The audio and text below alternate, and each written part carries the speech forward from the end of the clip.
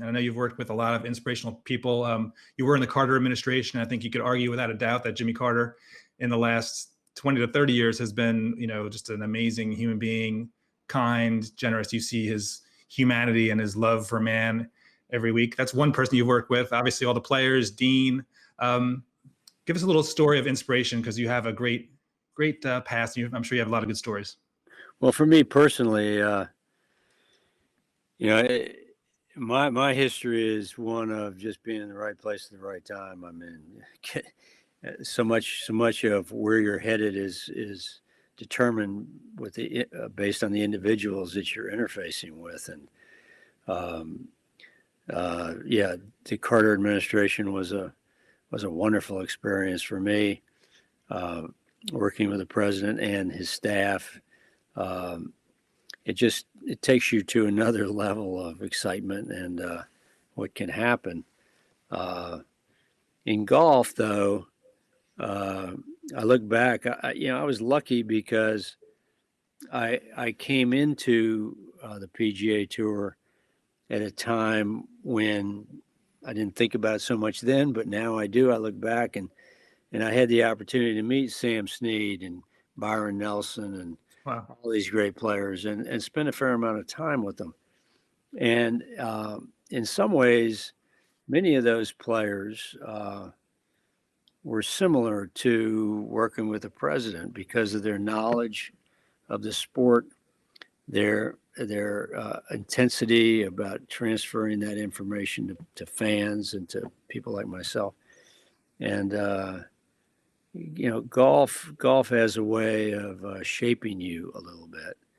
And so did, in my case, being around people who are extremely successful and thoughtful and committed to making this place a better place to live. So I had a great run in that regard. And I look back at all those people I met and the players that I interfaced with.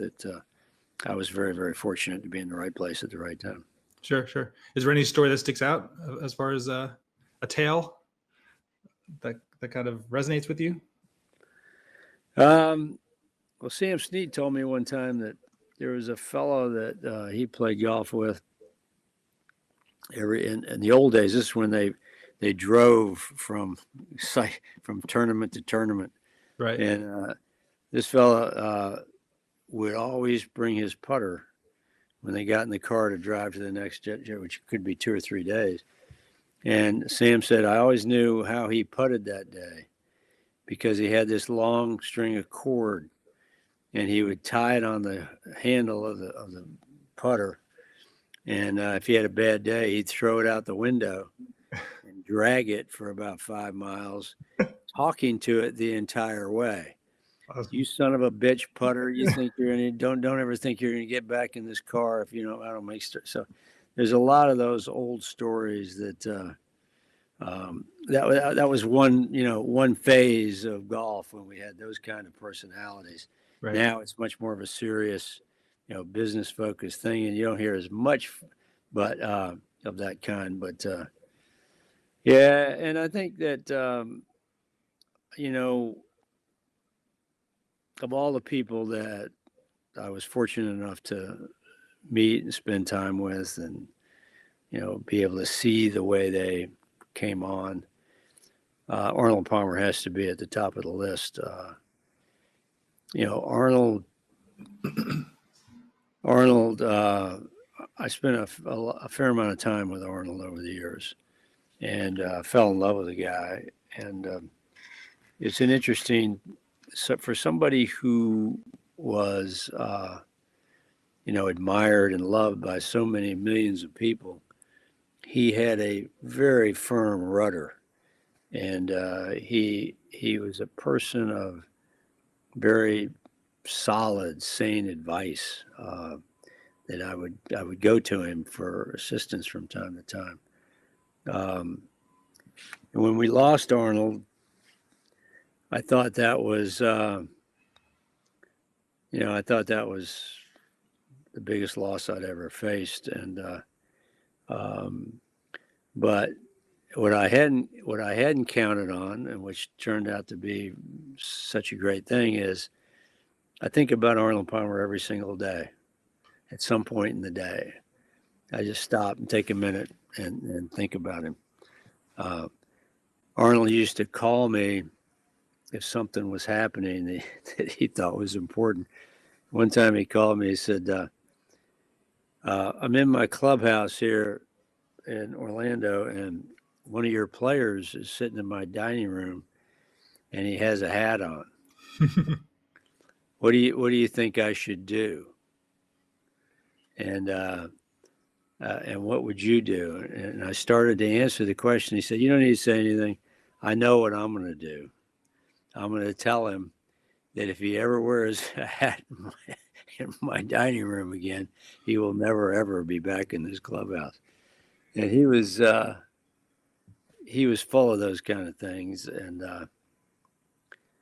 just an absolutely lovable person. And I think all of us who, yourself probably too, everybody who followed the game of golf for decades had that feeling toward Arnold Palmer. It was a very special feeling.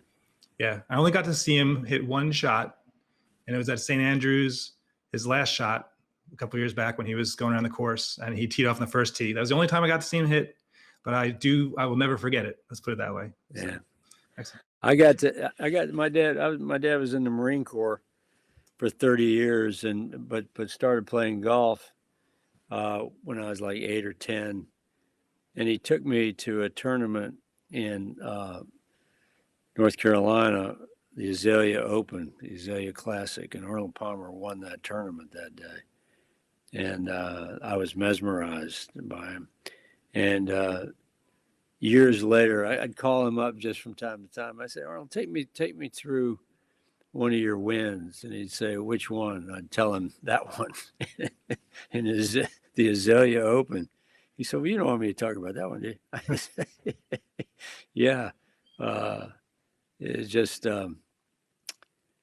he's very, and also players today,